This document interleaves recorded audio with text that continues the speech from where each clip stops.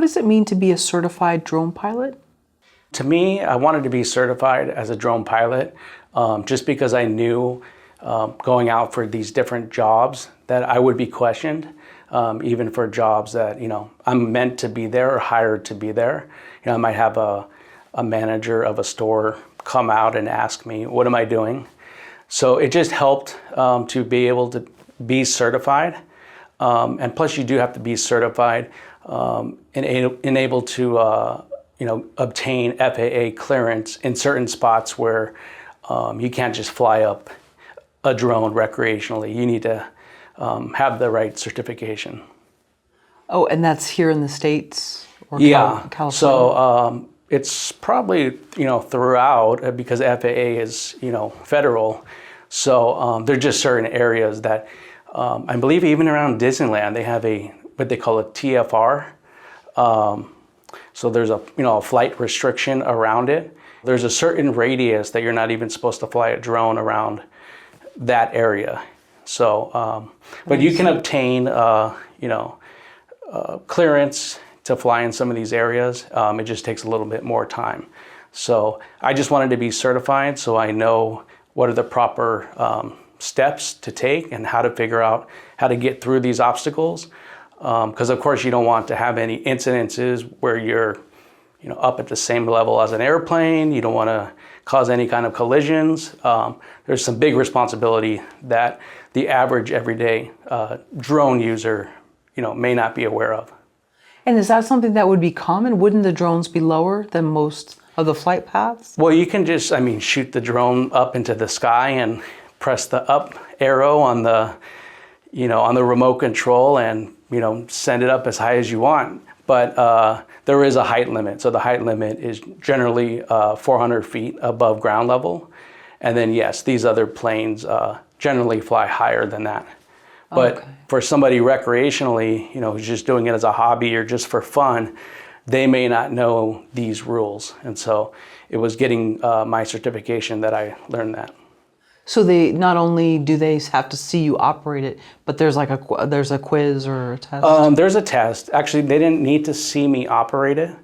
But there are, I guess, issues with that. Like if you were to crash it, I believe it said there's damage over $500, then you'd have to report it to the FAA. But it was mainly just a questionnaire test. And I believe you have to get I'm not sure exactly, like at least 75% correct, something like that. And do you have to have insurance as a drone operator? You don't have to, but it's definitely important to get insurance. You can do it, there's apps where you can do it by the job.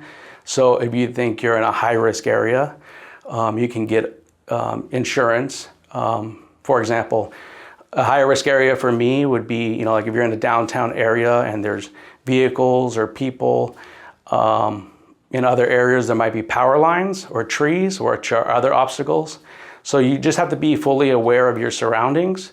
That way, because you're kind of like panning in or, flying in to a scene per se. And then, you might pan out and think you're on the same route, but you better remember that the power lines are there, because if you hit the power line, you might land on somebody walking by. They're just so many constant obstacles that are occurring when flying a drone. And are there rules about flying over private property? Yes, there's rules, because I've had some of these issues when doing residential jobs. Some people do not want, other neighbors may get upset that you're flying over their property when you're in fact hired to help sell, a property that's being sold, because obviously you have to be above their property in order to see the property next door. But generally, just as long as you're not being invasive, and definitely, like low where you're kind of in their fence line where they think, you're doing something sketchy. But generally, I've had a pretty good experience and no real issues. What are some of the, ramifications of flying a drone without a license? So what do you mean? Have you heard about people getting their drones taken away from them, being fined, jail time? I don't really have any experience or know of anybody who's experienced these issues. I'm just aware of what can happen. Obviously, I would say the more inexperienced drone pilots or flyers, or actually just recreational users, are probably going to be more irresponsible with it, as far as, flying, higher than the ground level that you're supposed to, or even flying directly above people or flying through and around people. I think at the recreational level, it's kind of needs a little bit more guidance, or Sure. Maybe following the golden rule. Yeah, I've seen it's like there's a little too much freedom, I think. Like, you can't just go and get a driver's license. There's some steps to it. Sure. So, and there are some steps to doing it, but a lot of people, they'll just buy a drone. You can buy them at Costco and go fly it up the same day, But there's definitely some things that go into it. You have to register it online. So there's just some responsibility to it that most people maybe are not thinking of when purchasing a drone. And when you buy it from whatever store, do they have information that then they turn over? A lot of the drones now, they have to have, I think it's some kind of RFID chip where they can transmit to other aircrafts where you are, and I think the FAA can basically see where you're at flying. Oh, wow. So, for example, though, like when I am flying near an airport, a lot of times I have to call in to let them know I'm going to be flying, and then tell them, which coordinates or which locations. Generally, they already have that because I've already submitted that through the FAA online. So it's just kind of like a verbal awareness, like, hey, I'm going to be here. And usually they just say, okay, give us a call after you're done flying. Oh, so then they know that the area is cleared. Right. Interesting. Yeah, because definitely when you're near an airport, especially a location I capture frequently, they're flying, low, because a lot of them are either landing or taking off. And in one spot particular, they're doing a lot of practice runs. So they're doing like touch and go is what they call them. So with a small aircraft, they're not landing, they're just touching and then going and then kind of doing laps. So that would be an example of one where I need to be aware how low they're flying and where I'm flying, and kind of keep within my radius. Fascinating, interesting stuff. So even if you feel like you're within the guidelines, just also being sort of a good citizen and not being abusive with the drone. Sounds like a golden rule. Yeah, and I definitely kind of feel like, I'm definitely comfortable, but it's always, your awareness has to be on point, I find that there's always constant obstacles when flying a drone. Obviously, for example, when you want to sell a house and you're capturing a house, you don't want to use the shot where the car's driving by. You just want the clear street, because then it puts into the mind of the buyer, is this a busy street? Are there cars on it? So sometimes, you're waiting for a car to pass by. You hit the record button, and what happens? Somebody on a bicycle walks by, and then they pass, and what happens? An airplane's coming, so you're thinking, okay, maybe I need to move, depending on where you're flying. So there's just so many obstacles that come your way, and then existing obstacles like trees, power lines, and things like that. So. And for the real estate videography that you do, how many times does a homeowner want drone footage? Generally, all the time. Business-wise, actually, I wanted to go into this just doing the drone work. But obviously, real estate agent or broker, they want the full package. So usually that includes interior and exterior, and then the exterior would include the drone work. And then it just depends on the agent. They may just want photos, or some may just want the video as well. Right, because some neighborhoods are less than perfect, and so if you're flying over something that maybe there's a hazardous waste dump near it or Right. something, that could maybe deter buyers. Yeah. Yeah. And so it's kind of a balance. I mean, it's like documentary filmmaking. I mean, you want to be truthful as far as what you're showing, but in this sense, it's, it's commercial. It's, it's a business. They want to sell the house. So obviously they'll have to disclose it, but Sure. it may not be the first thing they want to show. So it's kind of like a little bit of workaround. So that's why I say when there's obstacles, for example, if there was a homeless person walking by, it's just not the thing that you want to highlight within your video because you're trying to bring out the best in the property. So there's just some things I guess you learn to avoid, and in creating these highlight videos, it's just something I've learned over the years. How many drones have you lost or crashed? So I haven't really crashed that many times. I can probably count them on one hand. But there definitely have been times where I've actually crashed the drone into a palm tree, and that goes back to the awareness issue. But then it fell, and sometimes you can fix the propellers. Maybe just the propeller broke. But I've had where the gimbal on the camera itself has broken. And so you can send it into, the company if you have the right, if you're still, with under the like insurance or whatever. So, but it's been pretty rare in my experience. And that's what I've learned early on is you don't want to be reckless when flying a drone because obviously it can be a hazard to others. So for me, it's just taking your time and learning, and it even helps personally, because a lot of people they get a drone and they want to fly it as fast as they can, and especially when filming a shot, to me there's like a cinematic aspect to it. It's not just like how fast you can go. You want the shot to be smooth. You don't want no abrupt movements. So I feel like there's an art to it.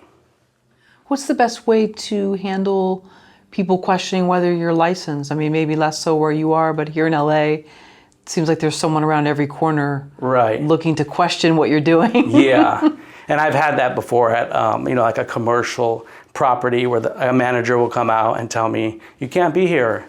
And so a lot of the times I'll come prepared with, the broker's information maybe who contacted me for the job. I'll have the printout of the property. And then on top of that, I'll have my vest on, which I wear a vest. So cars and people are aware that, because, you do a lot of standing and walking around and following the drone.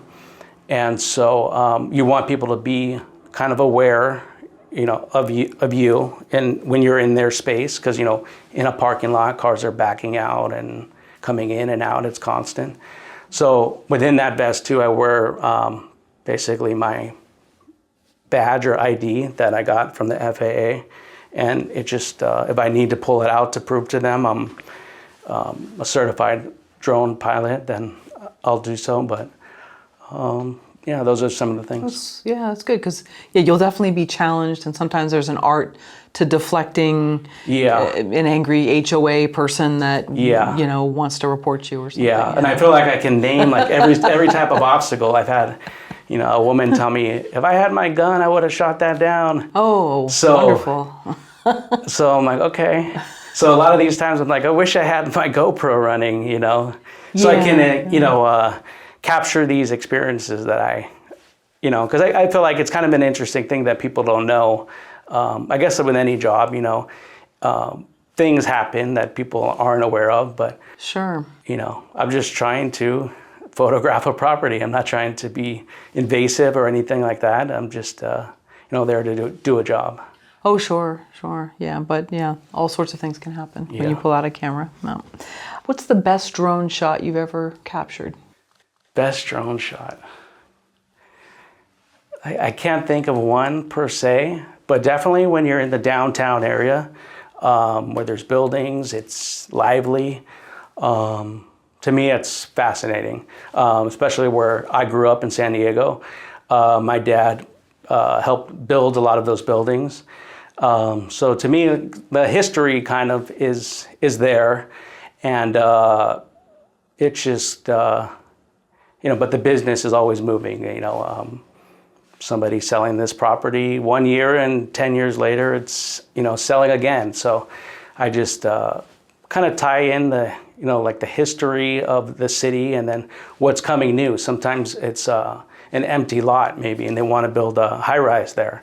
So they'll hire me to kind of film the surrounding area and give an idea of a possible investor who may want to come in and build there.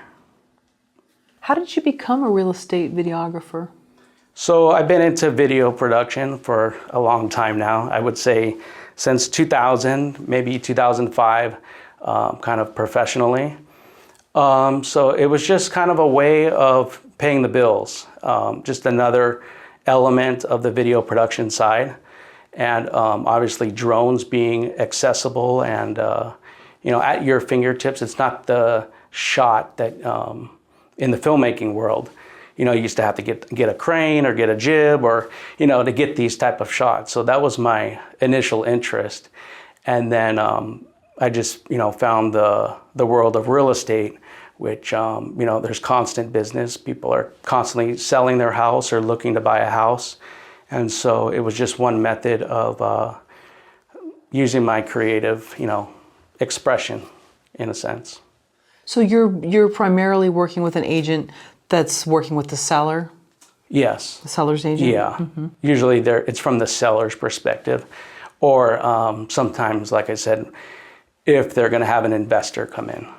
Okay. Because there might be plans for that property or, an idea of what they want to do with that property. So, sometimes it's not for sale. It might be for lease. So there's just, different things. And have you ever done a foreclosure? Have you ever, or one that was a short sale that maybe it was a little bit of a heated situation? And yeah, I would say definitely probably like a foreclosure. And as well properties that have been difficult to sell. So that's also my job to kind of, bring in my expertise and pull out what are the good aspects of this property. So visually, I guess you could say the art of droning or, I try to bring my film background to that as far as the way you can story tell or show a property.